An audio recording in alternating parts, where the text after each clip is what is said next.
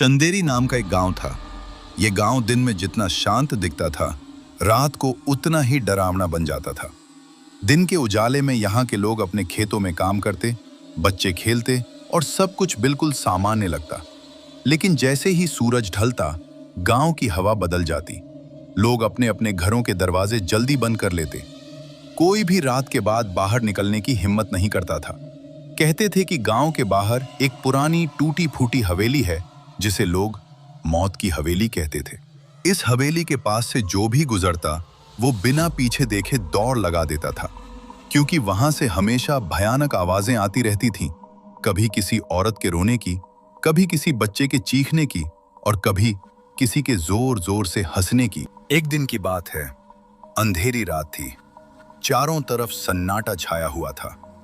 हवा की आवाज भी ऐसे गूंज रही थी जैसे कोई धीरे धीरे रो रहा हो। उसी रात मीना और सोनू, दोनों पति पत्नी, शहर से अपने गांव वापस जा रहे थे। तभी वो हवेली के पास से निकल रहे थे तो अचानक रोने की आवाज आने लगी।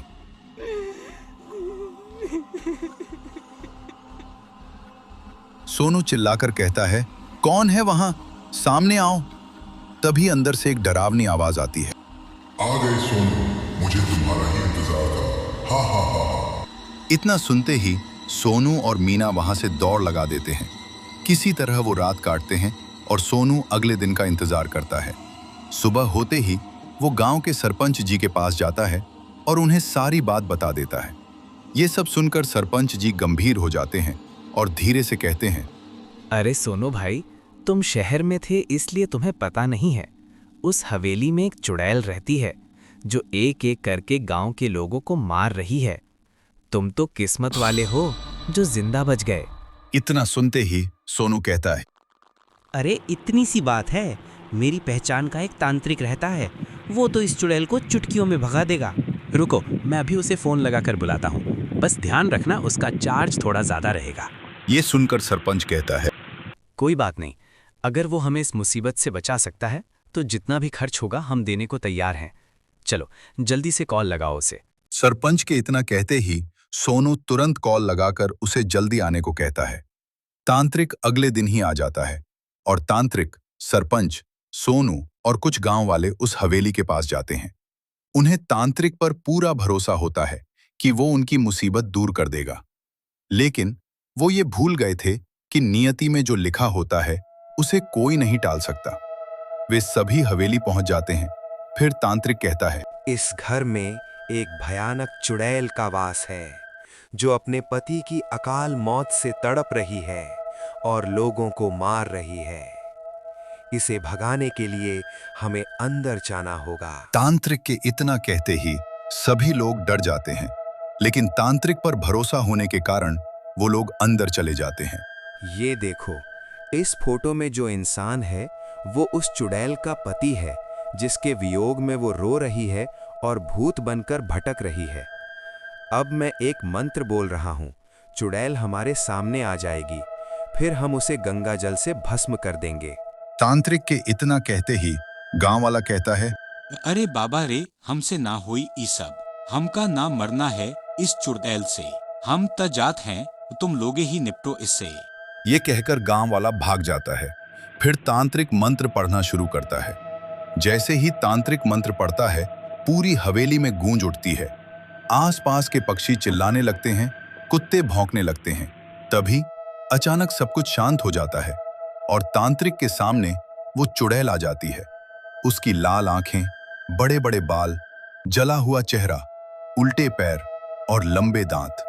ये सब देखकर सरपंच और सोनू डर जाते हैं और कहते हैं, अरे भगवान, ये कैसी चुड़ैल है रे, इतनी खतरनाक। भाग रे सोनू यहाँ से। ये कहकर सोनू और सरपंच भाग जाते हैं और तांत्रिक वहीं मंत्र पढ़ रहा होता है, लेकिन चुड़ैल पर कोई असर नहीं हो रहा होता।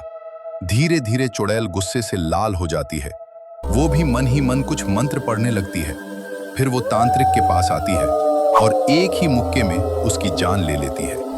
ये खबर आग की तरह गांव में फैल जाती है और बात पुलिस थाने तक पहुंच जाती है।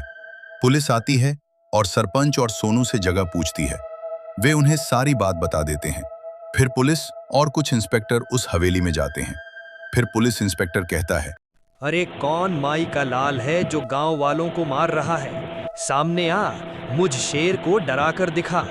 इतना कहते ही चुड़ैल अपने भयानक रूप में बाहर आ जाती है और हवा में उड़ने लगती है। ये देखकर इंस्पेक्टर की आंखें फटी की फटी रह जाती हैं। पहली बार उसका शेर वाला हौसला कुत्ते जैसा हो जाता है। इंस्पेक्टर और उसके साथी हवेली के पीछे वाले दरवाजे से भाग जाते हैं। भागते भागते गांव में पहुंच जाते हैं। गांव वाले ये दृश्य देख रहे होते हैं और उनके अंदर का डर और बढ़ जाता है। अब इंस्पेक्टर सरपंच जी से कहता है, अरे सरपंच साहब, ये चुड़ैल बहुत खतरनाक है, किसी को नहीं छोड़ेगी। आप लोग तो यहाँ से निकल लो।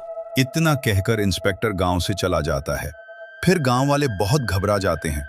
अगले दिन ही इमरजेंसी मीटिंग रखी जाती है। वहां खड़ी हुई सविता ये सब सुन रही होती है। ये सब सुनकर वो आगे बढ़ती है और थोड़ी झिझक के साथ सरपंच जी से कहती है, सरपंच जी, आप बुरा न माने तो मैं आपसे एक विनती करना चाहती हूँ। मेरे गुरुजी कबीर जी हैं। पहले मेरी भी स्थिति ऐसी ही थी, आपको तो सब पता है। लेकिन आज हमारे सारे भूत चुड़ैल दूर हो गए। एक बार आप जरूर कबीर परमात्मा जी के पास जाइए।